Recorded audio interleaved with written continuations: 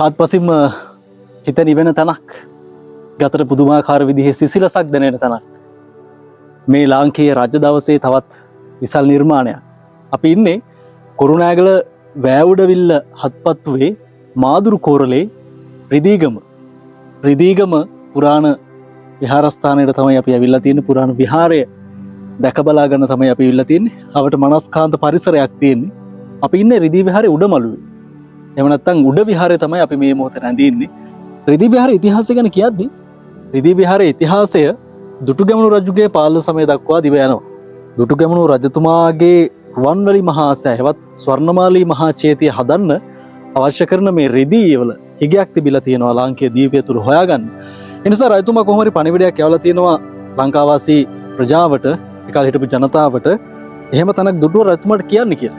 මේ ස්ථානයේදී කොහොම හරි මේ ගැල් මගින් ප්‍රවාහනය කරමින් හිටපු වෙළෙන්දු වගේ එකක මේ ගවයින් අතුරුදන් වෙලා, ගවයින් නැති වෙලා ඒ ගවයන් සොයා ගැනීමට ඒ වෙළඳුන් මෙහෙ ගිය අවස්ථාවේදී ඉන්ද්‍රගුප්ත මහරහතන් වහන්සේ හමු වෙලා මග පාර අහගෙන ගිහිල්ලා තියෙනවා. ඒ පාර අහගෙන ගියාට පස්සේ කොහොම හරි මේ රිදී විහාර තියෙන භූමියට උන් දැකලා තියෙනවා මේ රිදී ඉල්ලමක්. මේ රිදී ඉල්ලම ගැන මේ වෙළඳුන් රජතුමා දැනුවත් කරලා තියෙනවා. ඒ නිසා ස්වර්ණමාලී මහා චේතිය නිර්මාණය කරන්න, මහා සෑය හදන්න රිදී අරගෙන ගිහිල්ලා තියෙන මේ භූමියෙන් කියලා තමයි පුරාණ ජනප්‍රවාදී ඉතිහාසය සඳහන් වෙන්නේ. ඉතින් එවන් අසිරිමත් පින්බිමකට තමයි අද අපේ ගමන වෙන් වුණේ. මේ ඔබ දකින්නේ රිදී විහාරයේ උඩ විහාරය. රියන් 12ක චෛත්‍ය රාජානන් වහන්සේ නමක් නිර්මාණය කරලා තියෙනවා. දුර්ගම රජතුමා ඉන් පසුව තමයි මේවා නිර්මාණය කරන්නේ. දුර්ගම රජතුමා තීරණය කරනවා මේ ලබාගත් දෙයට රිදී ලබා දුන්නු මේ පින් බිම ගෞරව දක්වන්න, ඒ ගෞරවය උදෙසා තමයි නිර්මාණය කරලා තියෙන්නේ.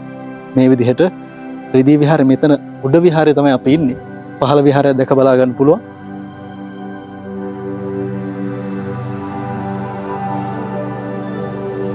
මහා සෑය නිර්මාණය කරන්න දුටුගැමුණු රජුට රිදී ඉල්ලම ලබා දුන්නු මේ පුණ්‍ය භූමිය තමයි දුටුගැමුණු රජතුමා කෘතගුණ සැලකීමක් විදිහට මේ වගේ විහෙරක් නිර්මාණය කරන්න. ඒ කල රජවරුන්ගේ කෘතගුණ සැලකීම ගැන අපි දන්නවා. කොහොමරි මේ ස්ථානයට මේ වරකා වෙළඳුව විහෙර කියලත් ඉතිහාසයේ කියනවා. වරකා වෙළඳුව විහෙර කියන හේතුව තමයි ඉන්ද්‍රගුප්ත මහරහතන් වහන්සේ වෙළඳුන් හම්බුනට පස්සේ මේ වෙළඳුන් වහන්සේට වරකා පූජා කරලා තියෙනවා. වරකා වෙළඳුව ස්ථානය නිසා මේ ස්ථානයේ වරකා වෙළඳුව විහෙර වුණා කියලත් පුරාණ ඉතිහාසයේ සඳහන් වෙනවා. රිදී විහාරය බලන්නේ ඔබට තවත් අපූර්ව නිර්මාණයක් බලා ගන්න පුළුවන්. මේ චෛත්‍ය පිහිටලා තියෙන තැන රුඩින් යම් ආකාරයක සම්පූර්ණ කරන්න බැරි වුණා දැයි දන්නේ නැහැ. සිරිපතුලක ස්වරූපයේ ලක්ෂණයක් මේ ස්ථානයේ ගලක කොටලා තියෙනවා. කොමුණත් මේ සමහර වෙලාවට අංග සම්පූර්ණ නිර්මාණය කරන්න බැරි වෙන්නේ නැති, ආක්‍රමණ තියෙන්නේ නැති, විවිධ ප්‍රශ්න තියෙන්නේ නැති කොමුණත් සිරිපතුලක හැඩයක් ඔබට රිදී විහාරයට આવත් බලා ගන්න පුළුවන්. මේ පුදුමාකාර විදිහේ ස්වභාව ධර්මයේ අපූර්ව නිර්මාණයක්. මේ ගිරිහිස සමහර වෙලාවට ඒ කාලේ මේ මැටි වලින් යම් ආකාරයක බදාම තට්ටුවක් අල්ලලා තියෙන විදිහටත් තිබිලා තියෙන්නට ඇති. සමහර වෙලාවට ඒ කාලේ ඉතින් කැටයමින් චිත්‍රයෙන් අලංකාර කරලා තියෙන්නත් ඇති.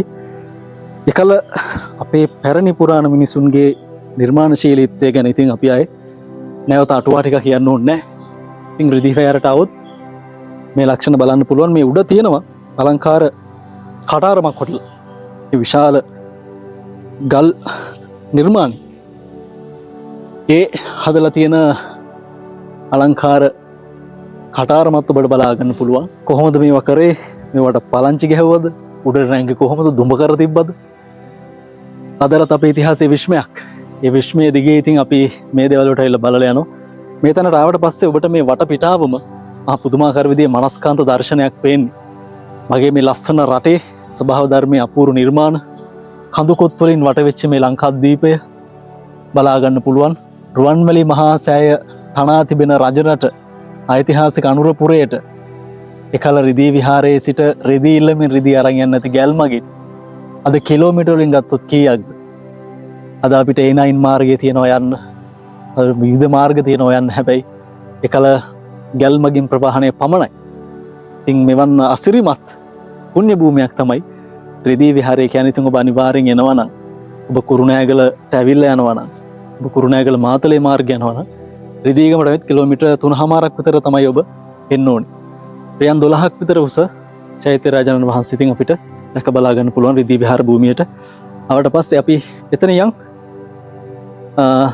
ඊළඟ මළුවට මේ අපි ඉන්නේ උඩ මළුවේ පහළ මළුවෙත් බලා ගන්න අපුරු තැන් තියෙනවා.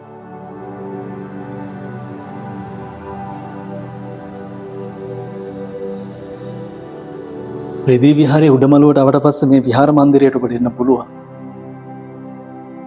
පැරණි ලක්ෂණ ආකාරයෙන්ම තියෙනවා පැරණි පිළිම. අපූර්ව ගණයේ ගෘහ නිර්මාණ ශිල්පයක් දැක බලා ගන්න පුළුවන්. අපේ රටේ බෞද්ධ පුනර්ජීවනය වෙනුවෙන් දුටුගැමුණු රජතුමා වෙහෙර විහාර හදමින් ලංකාද්වීපයේ එක්සේසත් කළ. ඉතින් උන්වහන්සේටත් පින් අයිති වේවා කියමින් අපි රිදී විහාරය වැඳගමු. මේ උඩමළුවේ විහාර මන්දිරයේ බුදුරජාණන් වහන්සේගේ පිළිමයක් නිර්මාණය කරමින් අලංකාර බුද්ධ මන්දිරයක් තියෙනවා. අලංකාර චිත්‍ර බලන්න පුළුවන්. මේවා ප්‍රතිසංස්කරණය කරමින් තියෙන්නට ඇති සමහර වෙලාවට.